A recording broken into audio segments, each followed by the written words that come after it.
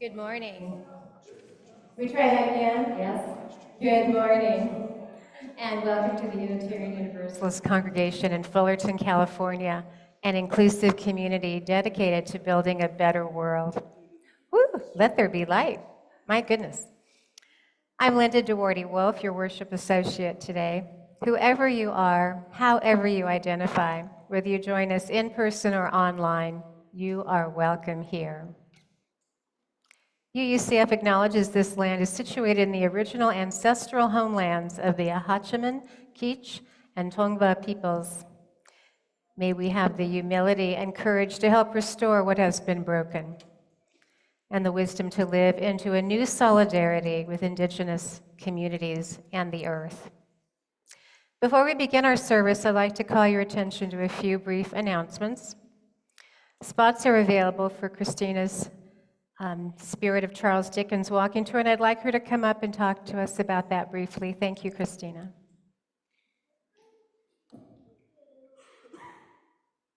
Greetings, good folk.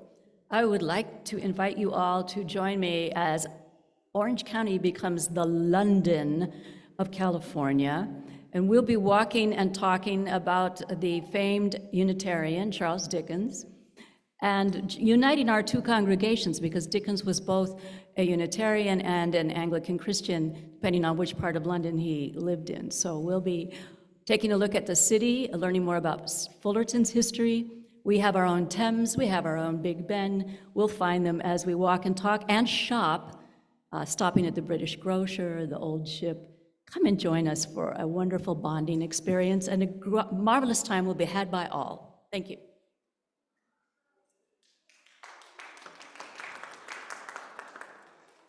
Thank you, Christina. I'm back on. We also need readers for the winter solstice service on December 22nd and Christmas Eve service. Please let Megan Smock know if you wish to participate. She's not at the service today, so please check her out in the directory and contact her. Also, be sure to sign up for circle suppers and family circle suppers in January 11th. We need more people to participate in that, and it's a wonderful, wonderful event. Next Sunday service brings tidings of comfort and joy.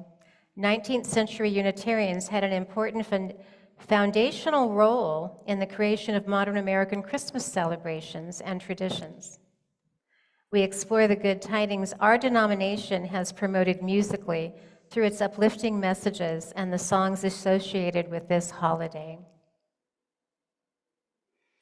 I'd like to introduce the speaker now. I've known Randi Hetrick for 50-odd years. It's been that long, Randi. Wow.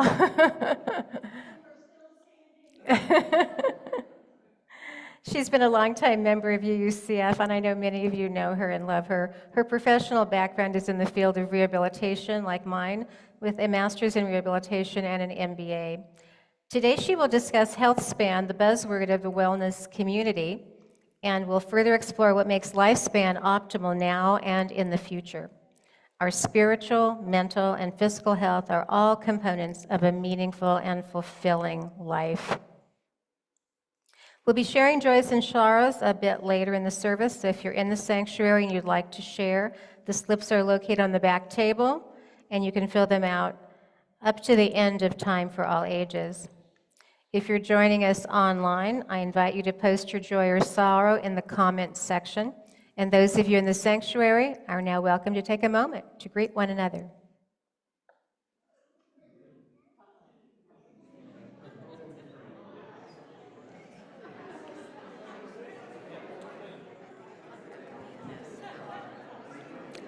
I have to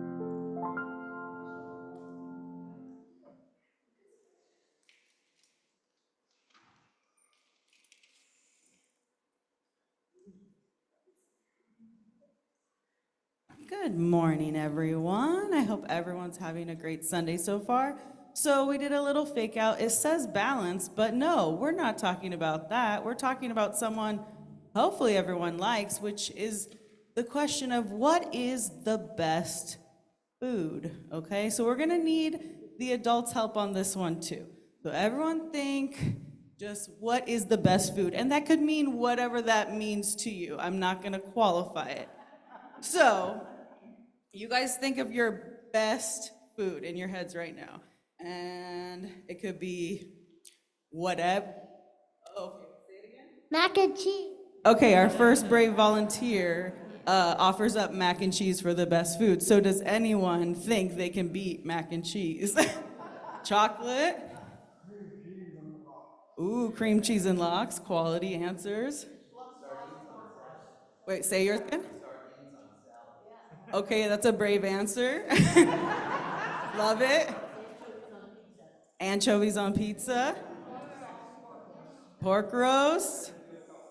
Veal cutlets. Wow, we have a lot of good answers. So, what about some of you friends? Anya said mac and cheese. What's your best food? Pizza. Great. Classic. None of you guys like food? Come on. In our covenant in class, it says food equals fun. Watermelon? Ugh, you and me are good friends then. Anyone else? Brave. Best food. Chocolate cake. Yes, obviously. So, anyways, we clearly had a wide variety, a wide diversity of beliefs in what is the best food. And I'm sure there will also be a high variety of reasons why you think that is the best food. It could be because of the taste, or it could be because of like good memories, or the texture, or the meaning of it. Maybe it's sweet, maybe it's crunchy, maybe it's healthy, or you buy it at the local farmer's market. And so, Maybe you buy it at a restaurant. yeah, maybe you buy it at a restaurant and that's your favorite restaurant and that's why it's the best food. And so, because of, like McDonald's, yeah, it could be McDonald's.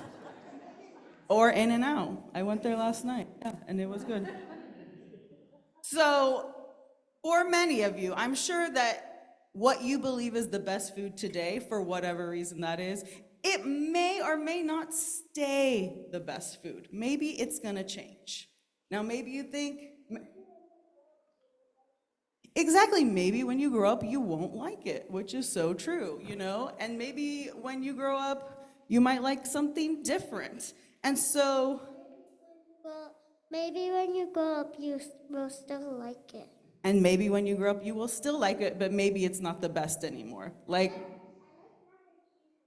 me too, honestly. I like mac and cheese forever, but it's not always the best. I mean, yellow mac and cheese is quality, yes. But I also like white mac and cheese. You know, and she doesn't, and that's okay. Because we as Unitarian Universalists, we respect the freedom to follow different beliefs. We all have different favorite foods, exactly, and we all have our personal beliefs and our favorite best beliefs that we have come to on our own personal journey, exactly. And Baby Yoda has his own best food too, and his own beliefs. He sure does. He likes eating a lot of different snacks. So just like our different best foods, and that can change. Yeah, that's great. Exactly. Okay, I'm gonna finish now, okay? But I love your input. I love it. Everyone loves it. So we all have our different thoughts of like, why are we here? What are our personal most important values? What is our purpose in life? And we respect those things about each other here as you use. And those things can change, and we affirm the freedom to believe what we choose about those things. And we also believe in the responsibility to work out those beliefs with thought and care. So do we believe anything we want?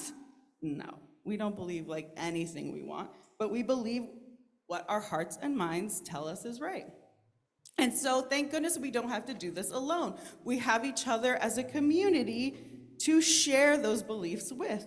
And it's like we can offer each other a taste of those ideas that feel right to us and true to us, and we can share those with others. And sometimes we can learn and a new belief by saying, I never tried that before, and maybe I like that, and maybe that's good, and maybe now that can be one of my new best foods or one of my new best beliefs.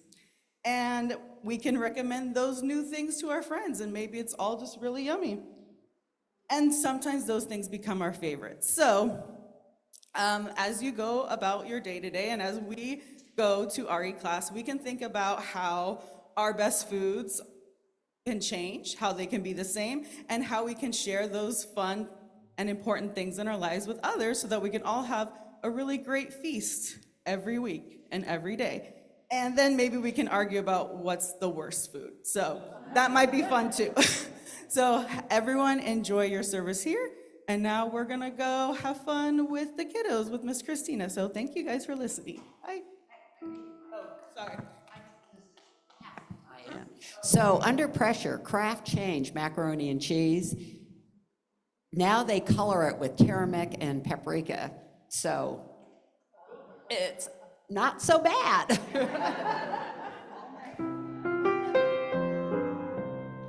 Go with wisdom, go with wonder, go to meet a new day.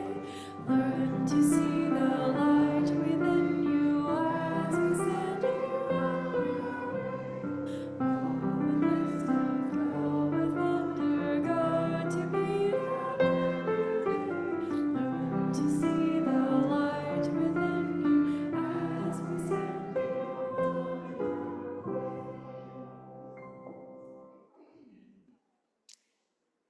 Joys and sorrows. Those joining us online are invited to type in all caps a joy or sorrow in the comments section. And Mary Botts will light a candle for those sharing online, and those in the sanctuary are invited to come forward to light their own candle. But I believe we do not, Randy got carried away lighting the candles. And it turns out we don't have any joys or sorrows today. But thank you for checking, Paula and Kathy.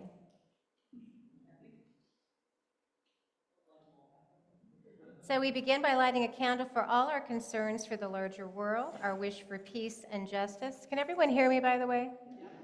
Okay, great. Trying out this new fancy mic. Our hopes for the children who will inherit this planet. And may this candle represent all these wishes and calls to action that are more than we can articulate in this space.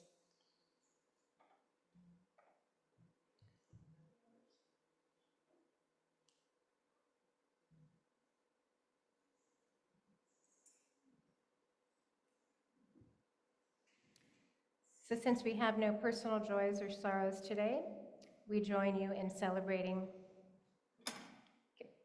And may you feel our love and compassion for your sorrows and concerns that are unspoken. May the caring of our beloved community sustain us all.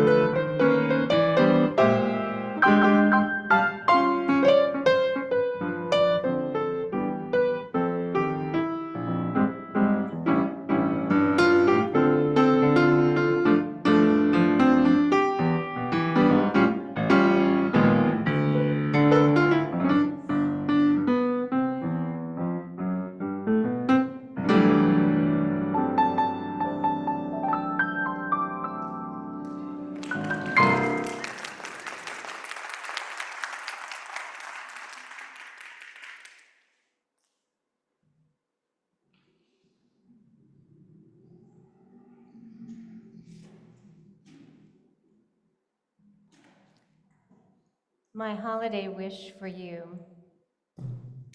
May you have health in your body, laughter in your belly, serenity in your mind, passion in your soul, compassion in your actions, love in your heart, peace in the world. As we begin our time of meditation,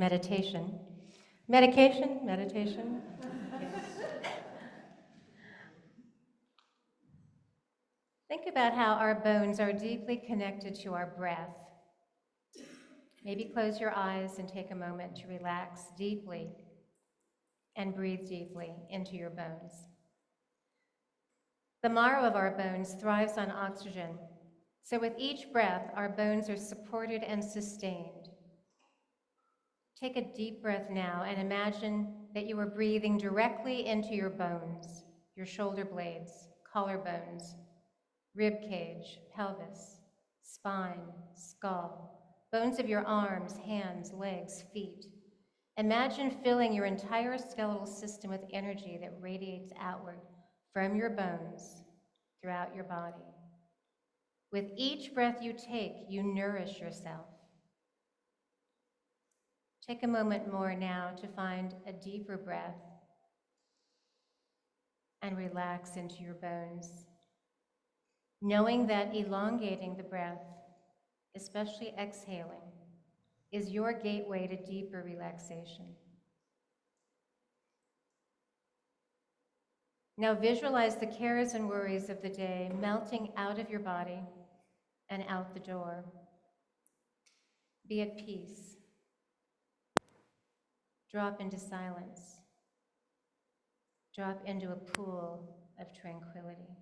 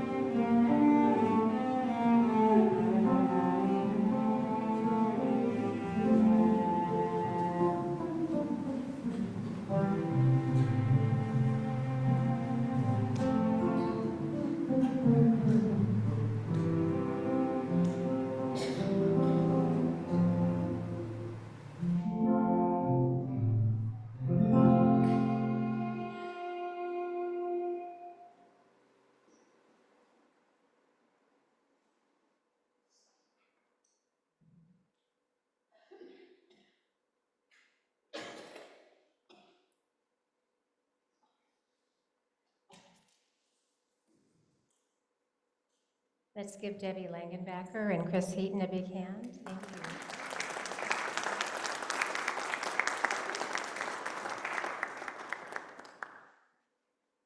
We do have a Facebook concern. Kyra Keener says, my beautiful kitty Summer has pyometra and is at the vet for emergency surgery, hoping for a full recovery.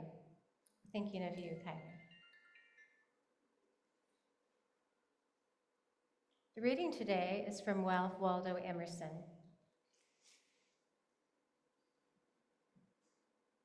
Write it on your heart that every day is the best day in the year. He is rich who owns the day, and no one owns the day who allows it to be invaded with fret and anxiety. Finish every day and be done with it. You have done what you could. Some blunders, some absurdities, no doubt crept in. Forget them as soon as you can. Tomorrow is a new day. Begin it well and serenely, with too high a spirit to be cumbered with your old nonsense. This new day is too dear, and its hopes and invitations too waste a moment on the yesterdays.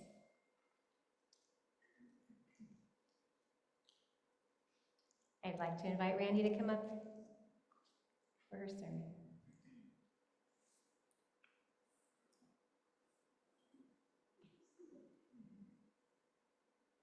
Well, hey, good morning.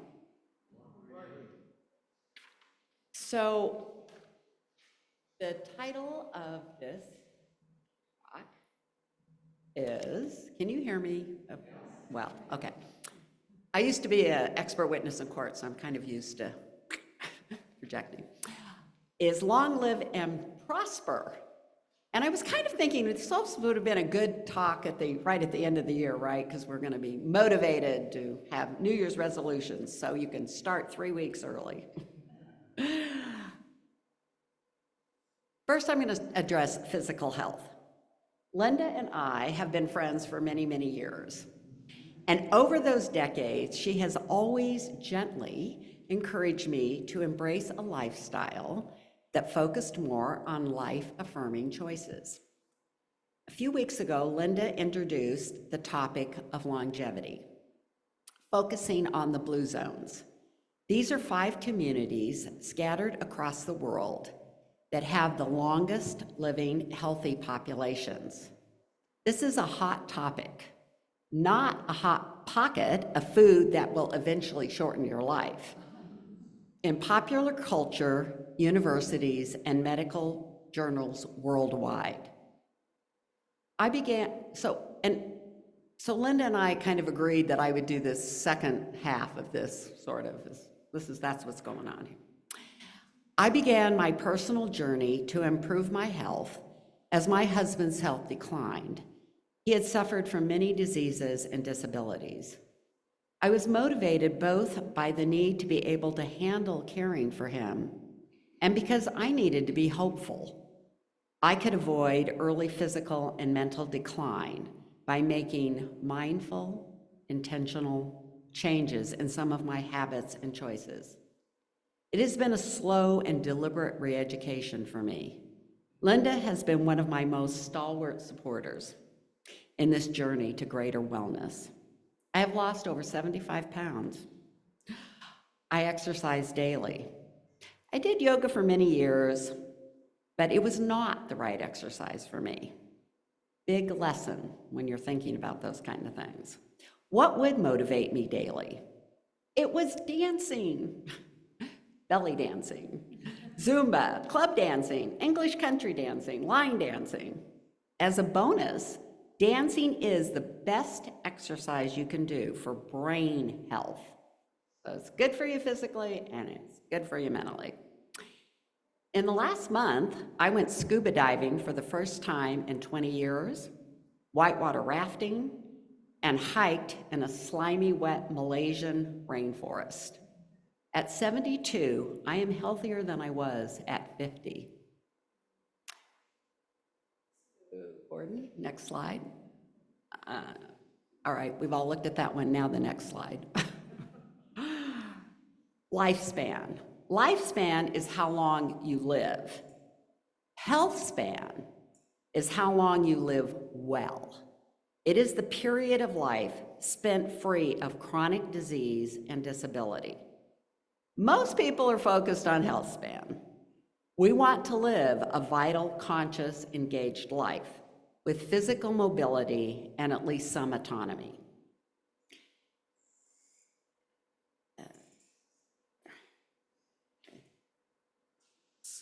One little glitch here. I'm struggling to adjust. Longevity. I don't have this written down. Longevity isn't about chasing the latest health or fad or miracle cure. It's about understanding the complexities of the human body and recognizing that no single solution can defy aging. Critical thinking, not wishful thinking, is our best tool for living a long, healthy life. Misinformation is lowering US life expectancy today. $4.4 trillion is the estimated value of global health wellness industry. So a lot of people got their finger in that pie, and some of them have motivations that are not all about your health. I think that's really important to think about.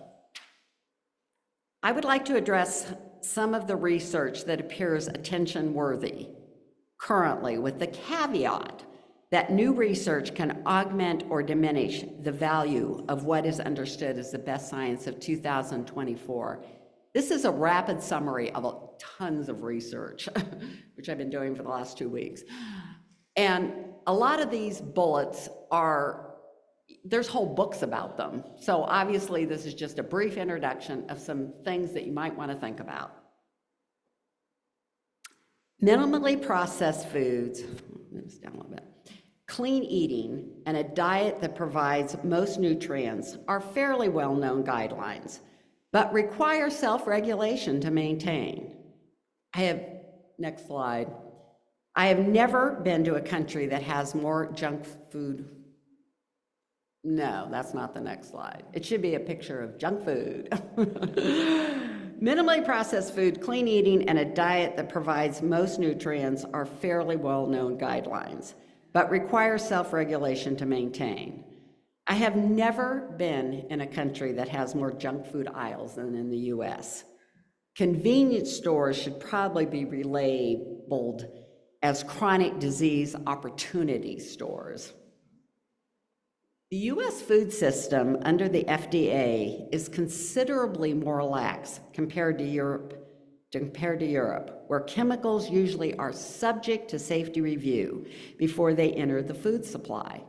In the US, new ingredients debut in food without notice to the FDA or to the public.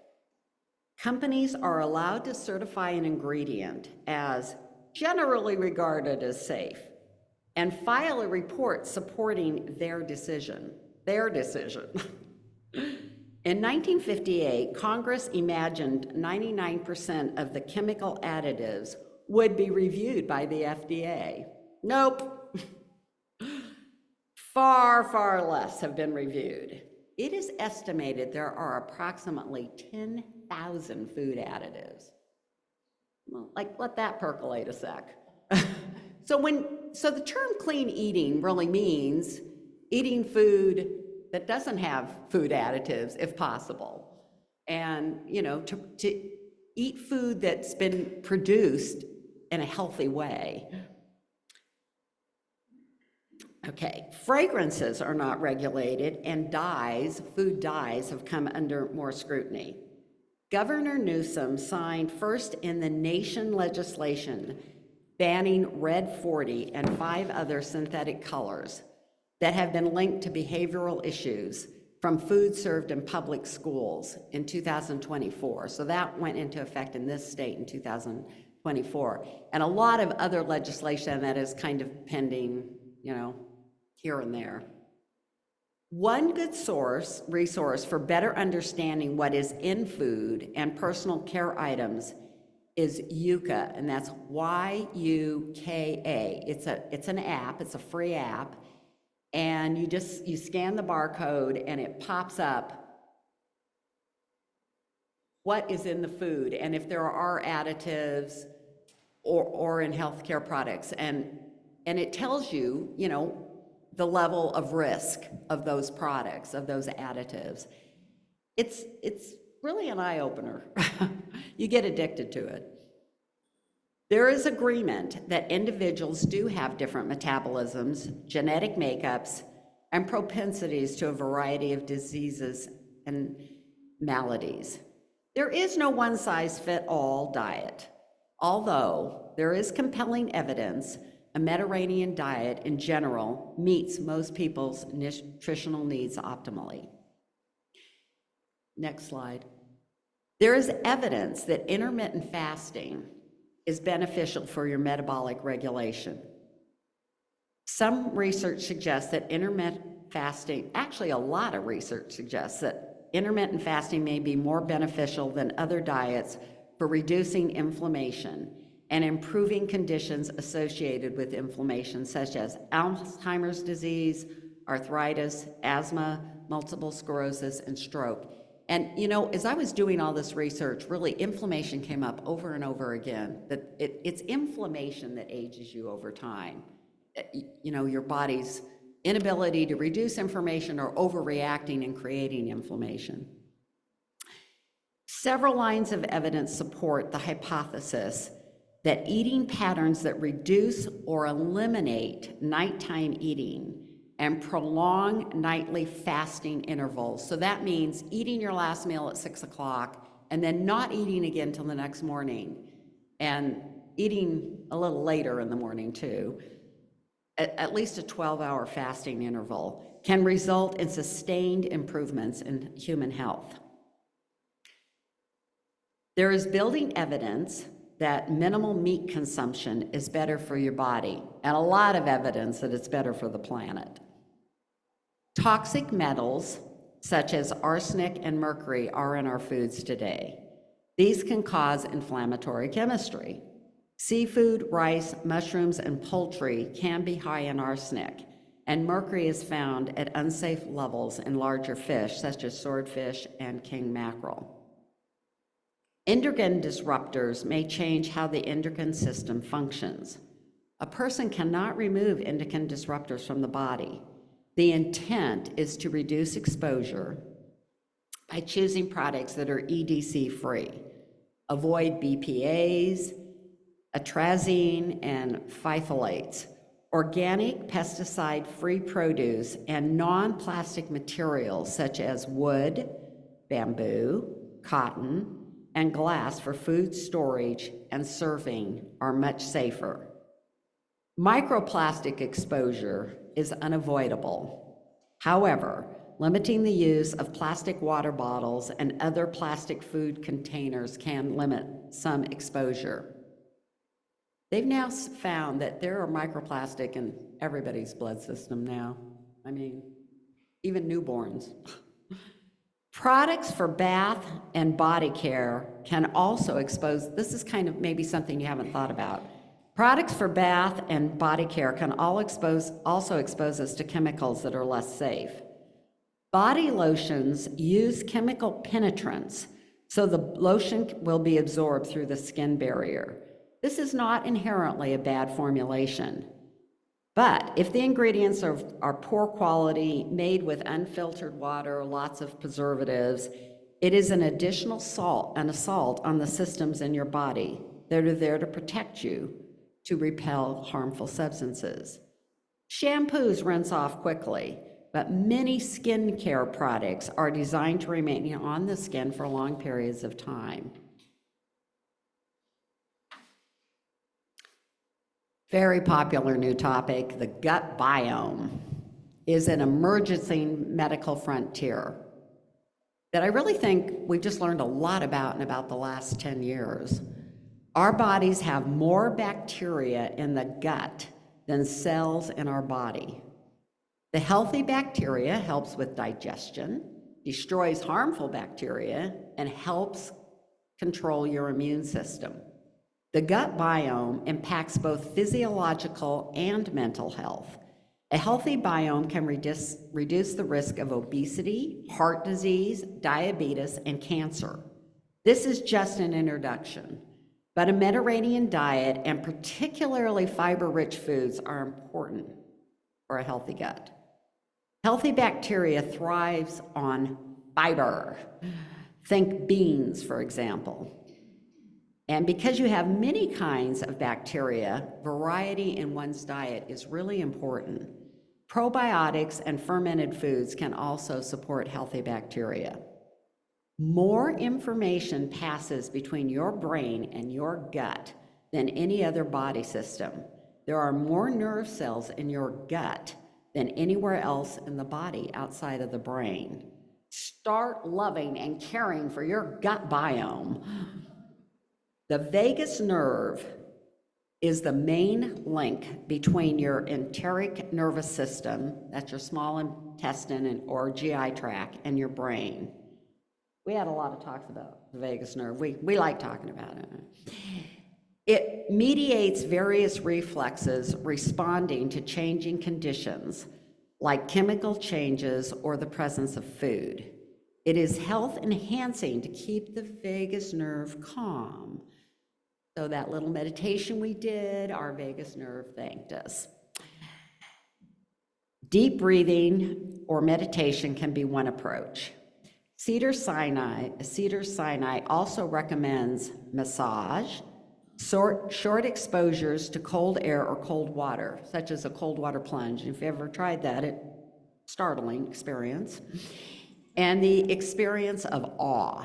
When we engage in something greater than ourselves and feel a sense of connection to others, it activates the vagus nerve. And then we calm down. It calms down and we calm down.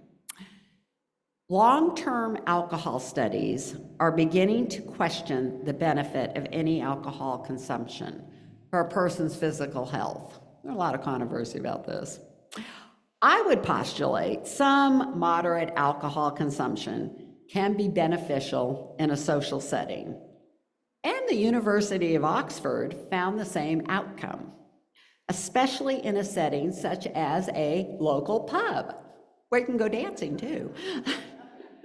They did not include a UU potluck as a source of conviviality to study. I think it was a study flaw. This is a fun one. Brushing your teeth matters a lot to help prevent harmful bacteria from destroying enamel and causing cavities. We all know that, but there's more. There's evidence the bacteria that infects gums can travel to blood vessels elsewhere in the body, causing blood vessel inflammation and damage. It is the body's immune response to the bacteria that causes the damage. Brushing at night is really important because we don't have any saliva at night. So nothing's rinsing your mouth out all night long. So another little thing to just make sure you do for yourself. Protect your hearing. Decibels over 85 can lead to hearing loss. If you cannot reduce the sound level, like if you're a person who goes to a lot of clubs, wear earplugs. NIH estimates 26 million adults between the ages of 20 and 69 have hearing loss, and a lot of that is environmentally induced. Hearing loss from extremely loud noises is not reversible. Wearable healthcare technologies, health watches, fitness trackers, smart rings, and glucose monitors can track vital signs such as heart rate, blood pressure, sleep quality, respiration rate, steps taken in a day, number of hours of day standing, and as Linda mentioned before, sitting is the new smoking. So you want to know how many hours a day you're standing. All of these devices enable self-health monitoring on a daily basis. And I think if you really hook into that, it's really can be really motivating because you can't make excuses for yourself sometimes. You know, you got to look at that and go, oh, no, I'm not there yet. I'm not doing the things I need to be doing to more optimally enhance my health. Diet apps such as Noom use cutting-edge technologies which allow users to track their consumption of foods and drinks by way of calorie tracking and micro-tracking. Exercise tracking can be synced with fitness watches trackers for maximum convenience. With a diet tracking app, the user is able to leverage improved self-monitoring, goal setting, and self-efficacy, all key behavior change constructs. So let's be blunt here. You know, change any behavior takes a lot of effort.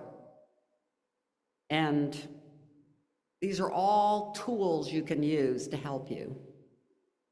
The goal is prevention when possible, to minimize environmental assaults, reduce inflammation triggers, and strengthen the immune system. And as we're moving into the flu and cold season, you know, it's even more important. I think the 80-20 goal is a good one. Strive for 80% positive health lifestyle and 20% indulgence.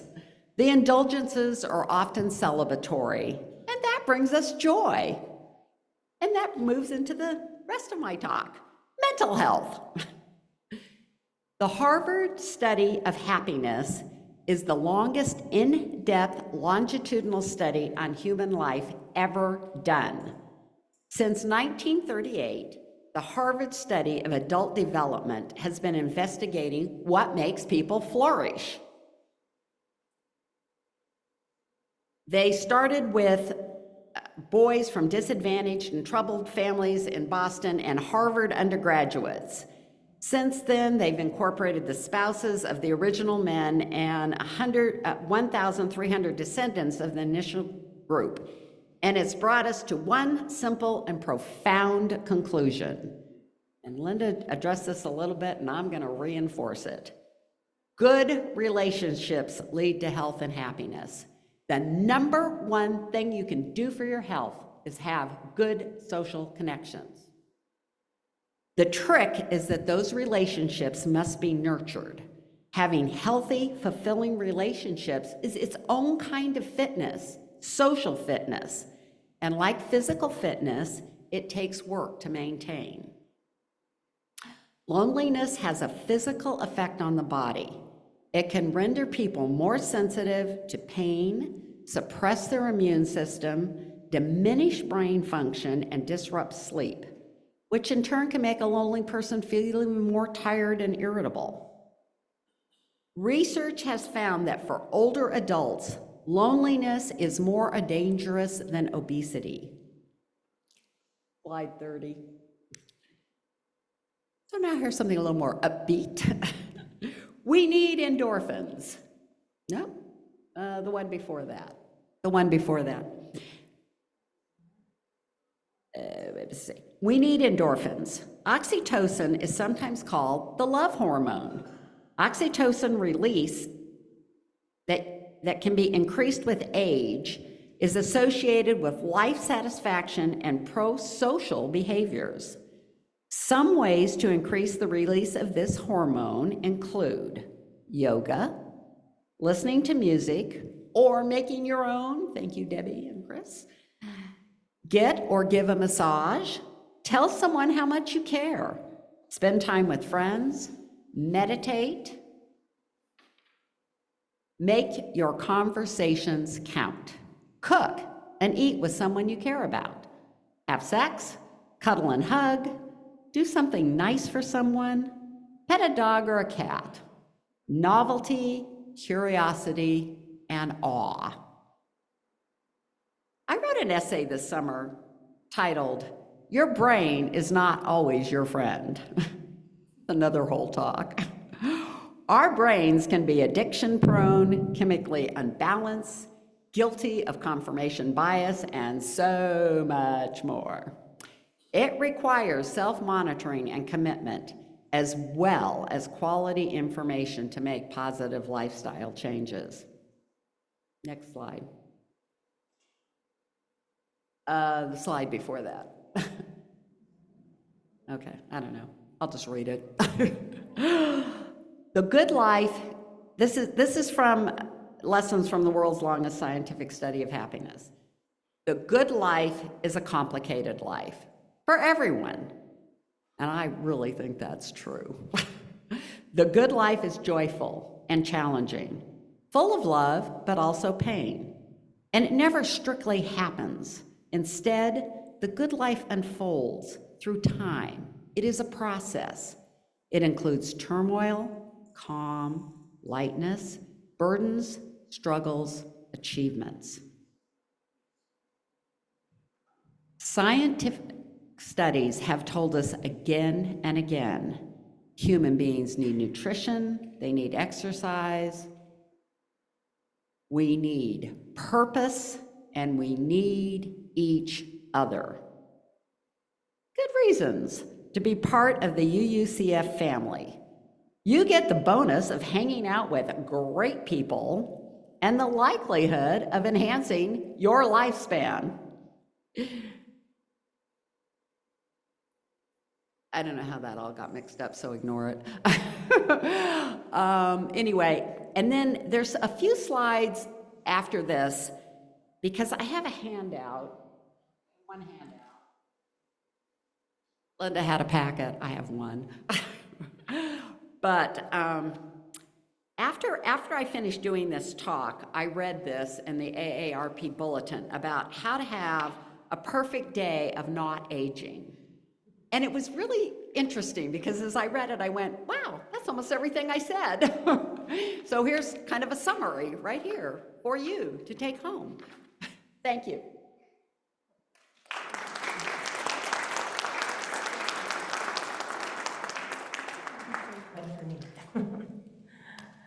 Thank you, Randy.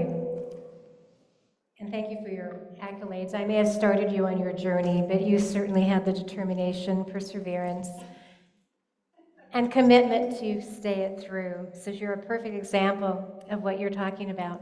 Thank you for being an inspiration. Today, our caring listener is Ellie Cyril. You can speak with her after the service. Also, our offering today, UUCS mission, is sustained by the financial support of our friends and members. A basket's being brought around, or you can see payment options on the screen. Whatever you're able to give is received with gratitude. We thank you for your generosity.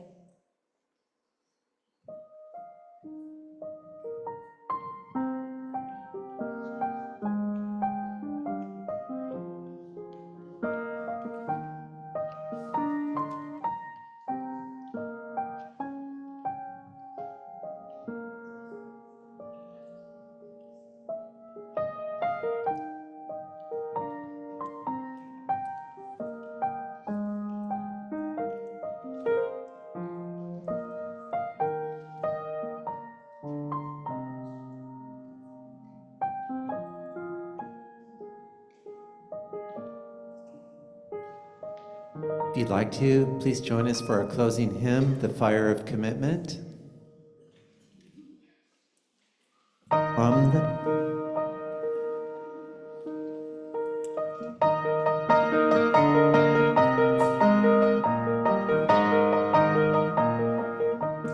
From the light of days, remember, burns a beacon bright and clear, guiding hands and hearts and spirits into faith set free from fear.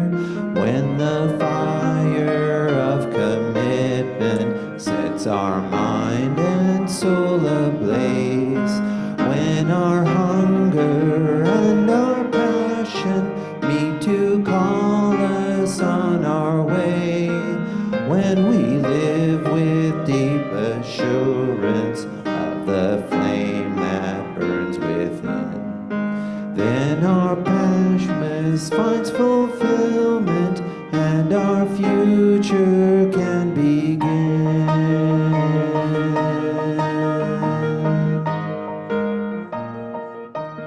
From the stories of our living rings a song both brave and free, calling pilgrims still to witness to the life of liberty. When the fire of commitment sets our mind and souls ablaze, when our hunger and our passion meet to call us on our way, when we live with deep assurance of the flame that burns within, then our promise finds fulfillment and our future can begin.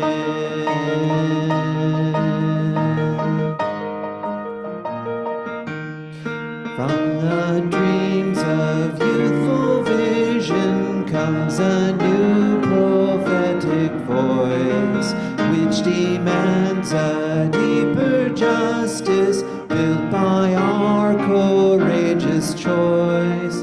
When the fire of commitment sets our mind and soul ablaze, when our hunger and our passion meet to call us on our way, when we live with deep assurance of the flame that burns within, then the promise finds fulfillment and our future can begin.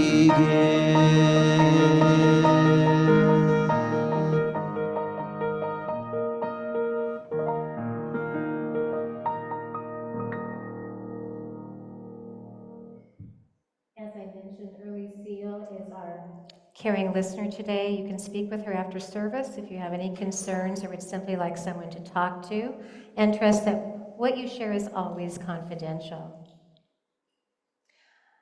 Our closing words today: happiness is a perfume you cannot pour on others without getting a few drops on yourself. Ralph Waldo Emerson, the reason we do volunteer work. Bring flowers to a friend in the hospital or buy a special gift for someone we love when we're out shopping. It makes us happy. Sometimes, in fact, being kind and considerate to others actually benefits us more than the people we're helping. We know this now from our modern scientific research that our happy endorphins kick in when we do things for others.